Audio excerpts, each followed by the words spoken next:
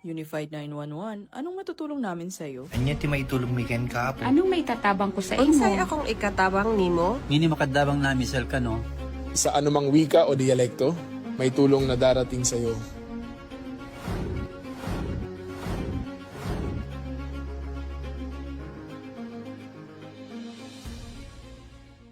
Lilingkod sa bawat Pilipino at magbibigay ng tamang impormasyon para sa tahimik at maayos na Pilipinas. Police News Network, alagad ng batas, tagapagtaguyod ng balitang pulis, sandigan ng mamamayan, patnubay ng katotohanan. La Campo Crame, maghahatid ng pinakahuling kaganapan at nagbabagang balita. Ito ang PNN Police News Network. At ngayon, ang inyong mga tagapagbalita. Magandang araw, bagong Pilipinas. Ako ang inyong alagad ng batas, tagataguyod ng Balitang Pulis. Ako po si Patrolwoman Sari Bernales. Maghahatid sa inyo ng tamang balita, kwento ng pulis at serbisyo para sa mamamayan. At ito ang PNP News Online, ang pangunahing balita ng Police News Network. Alagad ng batas, tagataguyod ng Balitang Pulis.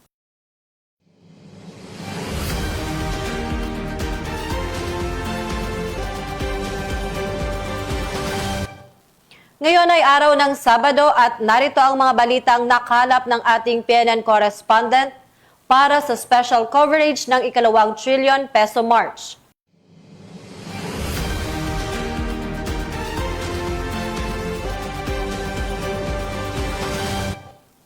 Maayos at payapa pa ang kasalukuyang sitwasyon sa EDSA Shrine, People Power Monument, Mendiola at Quirino Grandstand ngayong umaga.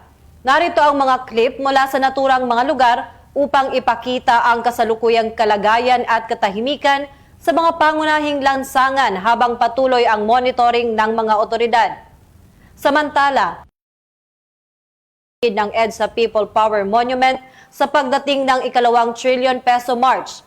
Tiniyak ng mga otoridad ang maayos at ligtas na daloy ng kilos protesta kasabay ang pagpapatupad ng mahigpit na seguridad upang masiguro ang kapayapaan at kaayusan sa kalsada habang isasagawa ang pagtitipon. Yan ang balitang aking tinutukan.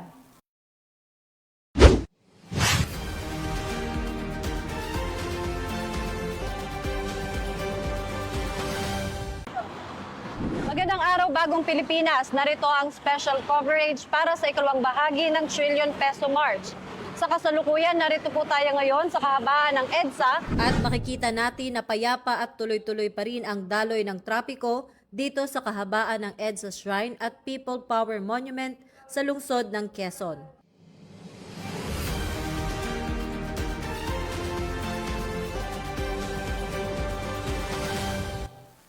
Nakahanda na ang Northern Police District para tiyakin ang seguridad ng inaasahang Trillion Peso March sa darating na November 30. Yan ang report ni Patrolwoman Glazel Ann Esperanza.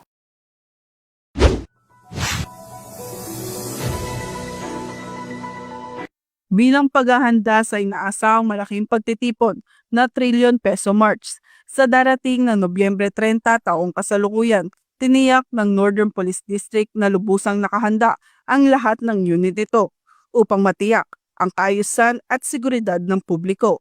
Sa ilalim ng pamumuno ni Police Brigadier General Jerry V. Potasio, District Director ng Northern Police District, isinagawa ang showdown inspection at accounting of personnel.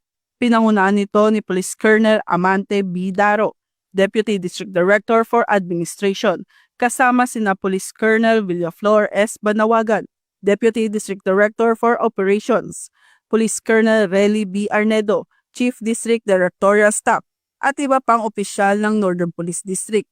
Layunin ng aktibidad na masiguro ang kahandaan, sapat na bilang at maayos na koordinasyon ng kapulisan para sa nananapit na pagtitipon.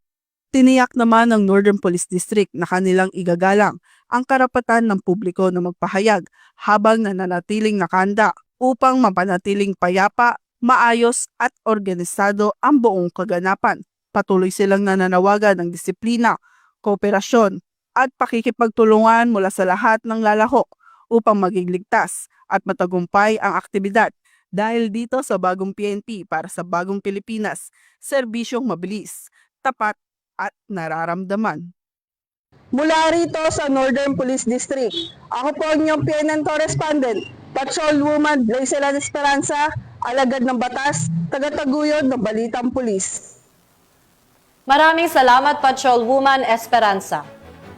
Ilang kalsada sa Mendiola ay pansamantalang isasara bilang paghahanda sa ika-2 trillion peso march. I-report yan ni Patrolman Don Brosas.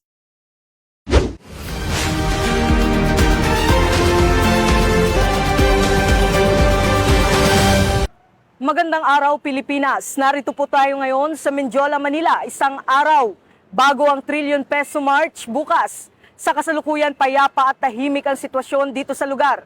Sa ngayon naman po ay makikita po natin na wala pang nakapwesto ng mga pulis sa paligid ng Mendiola. Gayunpaman, nakastandby na ang mga tropa at nakahanda na ang lahat ng kinakailangang kagamitan para sa agarang deployment.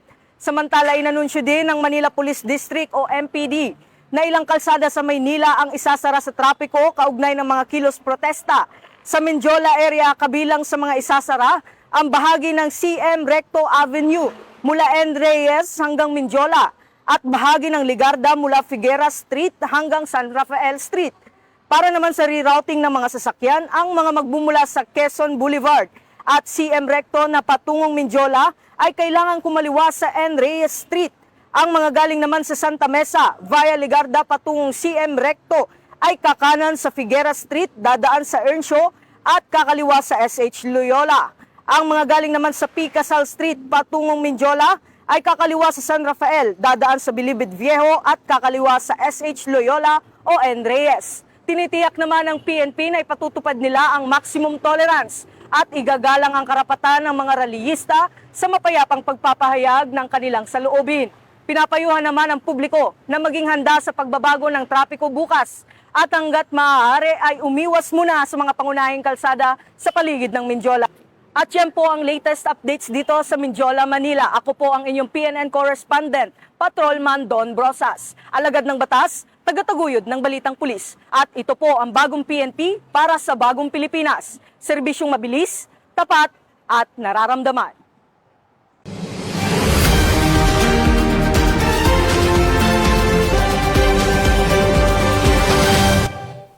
Maraming salamat, Patrolman Brosas.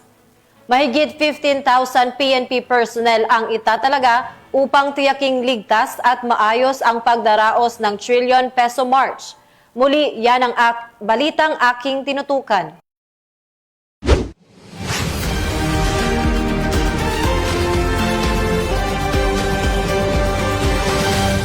Magde-deploy ang Philippine National Police ng mahigit sa 15,000 PNP personnel upang tiyaking ligtas at mapayapa ang trillion peso march anti-corruption protest sa November 30.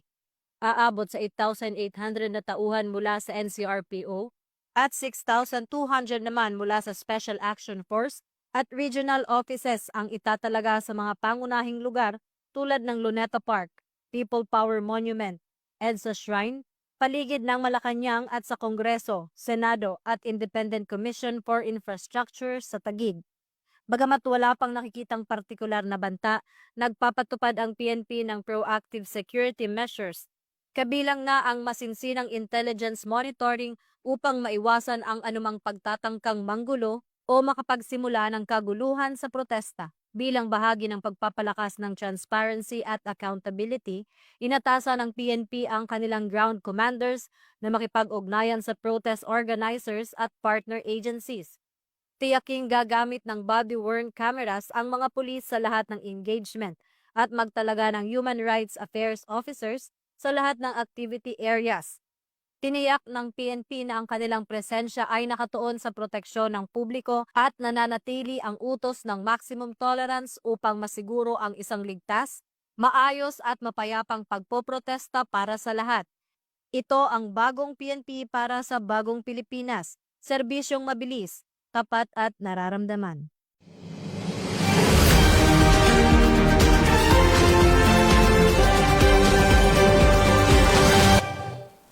Narito naman ang paalala ng PNP ukol sa fake news. Panoorin po natin to.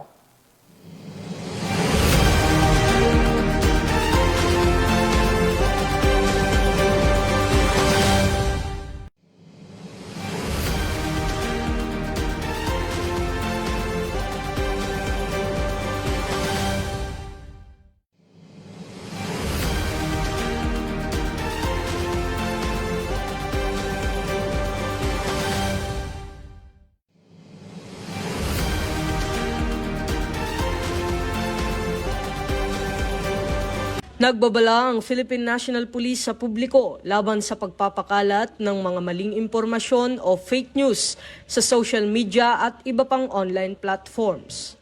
Paalala ng PNP na ang pagpapakalat ng mga hindi beripikadong balita ay maaaring magdulot ng kalituhan, takot at pagkasira ng reputasyon ng mga individual o institusyon. Upang maiwasan ang fake news, narito ang mga paalala mula sa PNP.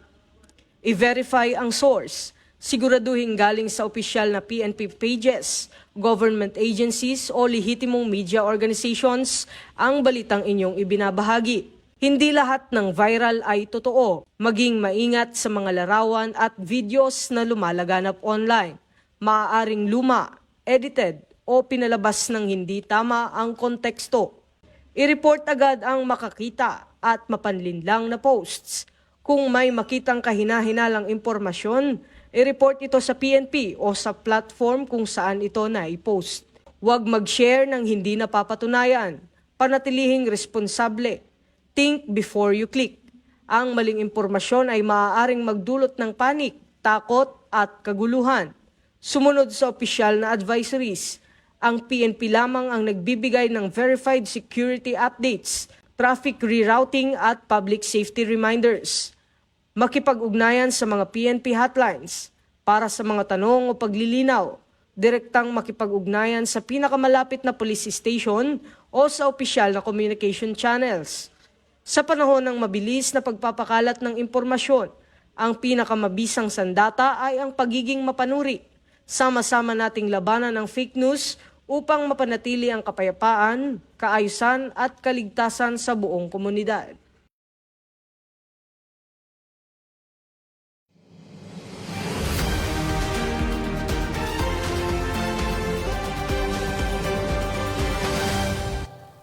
At para sa ibang balita, tuloy-tuloy ang maigting na pagtugis ng Philippine National Police sa mga akusadong sangkot sa umano'y anomalya sa flood control project.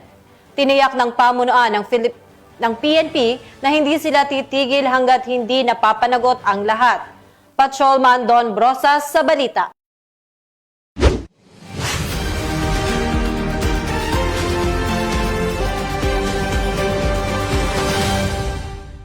Tiniyak ni Acting Chief PNP Police Lieutenant General Jose Melencio Nartates Jr. na hindi hihinto ang PNP sa pagtugis at pag-aresto sa mga natitira pang akusado kaugnay ng umano'y maanumalyang flood control project sa Oriental Mindoro. Ayon kay Police Lieutenant General Nartates, inatasan na niya ang iba't ibang police units na paigtingin ang manhunt operations, lalo na't dumarami na ang mga sumusuko at naaaresto na sangkot sa kontrobersyang ito. Pinuri rin niya ang Criminal Investigation and Detection Group at PNP Aviation Security Group sa matagumpay na pagkadakip sa ikasyam na akusado. Isang patunay umano ng mahusay na koordinasyon sa pagitan ng PNP, Sandigbayan at iba pang ahensya ng batas. Ito ang bagong PNP para sa bagong Pilipinas, serbisyong mabilis, tapat at nararamdaman.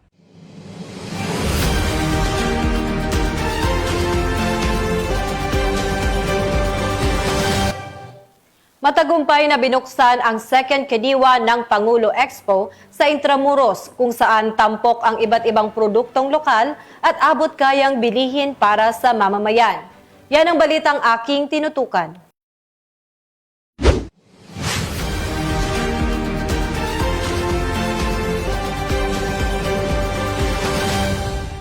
Magandang araw bagong Pilipinas. Narito po tayo ngayon sa Intramuros, Manila upang tunghayan ang opening ceremony ng second kadiwa ng Pangulo Expo. Matagumpay na isinagawa ang opening ceremony ng second kadiwa ng Pangulo Expo sa Foro de Intramuros, Manila. Nalayuning bigyang kapangyarihan ang mga magsasaka at mangingisda sa pamamagitan ng paglikha ng mas maraming business opportunities at direktang pag-uugnay sa mga mamimili. Ang 3 araw na aktibidad ay nakatuon sa pagpapalakas ng access ng publiko sa sariwa, dekalidad at abot-kayang produktong agrikultural, habang sinusuportahan ang mas mataas na kita para sa mga lokal na producer. Sa suporta ng iba't ibang ahensya, kabilang ang Philippine National Police na inaasahang mas magpapalawak pa ng benepisyong hatid ng Expo sa sektor ng agrikultura at sa mamamayang Pilipino. Isa sa mga naging tampok na partisipasyon ng PNP ang pagbubukas ng isang espesyal na stall na naglalayong magbigay serbisyo sa mga mamamayang nais matuto tungkol sa iba't ibang proseso at dokumentong kanilang iniaalok, kabilang ang pagkuha ng PNP clearance. Bilang karagdagang serbisyo, namahagi rin ang mga tauhan ng PNP ng flyers, PNP journals at PS Balita upang ipabatid ang mahalagang impormasyon tungkol sa kanilang mga programa at kampanya. Layunin nitong mailapit ang serbisyo publiko sa mga nakararami sa paraang simple at madaling maunawaan. Dumalo sa naturang aktibidad si Police Brigadier General Vina H. Guzman, ang Acting Director ng Police Community Affairs and Development Group, bilang pagpapakita ng kanyang suporta sa programa at sa advokasya ng Pangulo na palawaking ang Kadiwa Stores. Isang inisyatibang tumutulong sa pang-araw-araw na pangangailangan ng mamamayan sa pamamagitan ng mababang presyo ng pagkain at produktong agrikultural. Sa kabuuan, ang pagpapatupad ng Kadiwa ng Pangulo Expo at ang pakikiisa ng PNP ay nagsisilbing konkretong hakbang tungo sa mas inklusibong serbisyo publiko, isang patunay na ang programa ng pamahalaan ay patuloy na inilalapit sa komunidad para sa kapakinabangan ng bawat Pilipino. Dahil ito ang bagong PNP para sa bagong Pilipinas, serbisyong mabilis, tapat at nararamdaman. Mula rito sa Foro de Intramuros, Manila, ako ang inyong PNN correspondent, Showwoman Sari Bernales. Nagbabalita para sa Police News Express. Alagad ng batas, tagataguyod ng Balitang Police.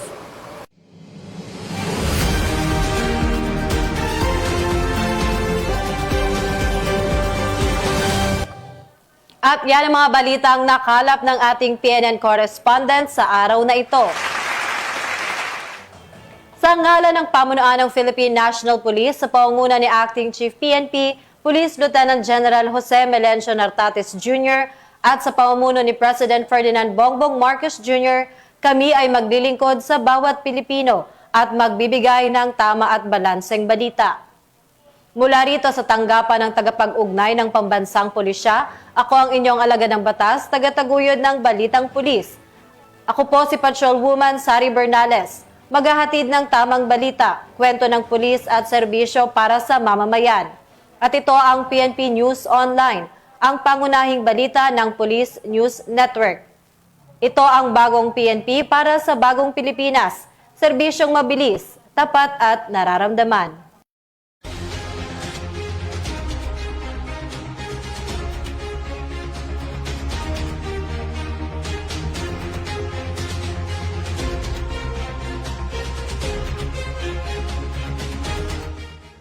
Police News Network, alagad ng batas, tagapagtaguyod ng balitang pulis.